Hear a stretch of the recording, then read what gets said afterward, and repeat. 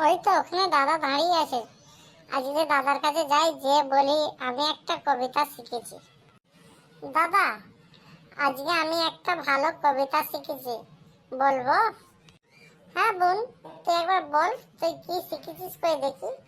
দাদা, তাহলে বলবো তো? হ্যাঁ বোন, তুই বল না কি শিখেছিস, কই দেখি। লটন লটন পয়রা গুনো ঝটন বেঁধেছে, ও পারে রুই কাতলা ভেসে উঠেছে। কে দেখেছে, কে দেখেছে, দাদা দেখেছে। দাদার হাতে কলম ছিল, ছুঁড়ে মেরেছে। ওহো বড্ড লেগেছে, ওহো বড্ড লেগেছে। আরে বোন, তুই তো খুব ভালোই পড়াশোনা শিখে গেছিস। দাদা, আমি তো তোর মতন নাই, সারাদিন ঘুরে ঘুরে বেড়াই, আমি বইলে পড়তে বসি। এই বোন, তুই আমাকে কি বলছিস? আমিও পড়তে বসি, তোর থেকে ভালো ছড়া আমি জানি। দাদা, তাহলে তুই একটা ছড়া বল।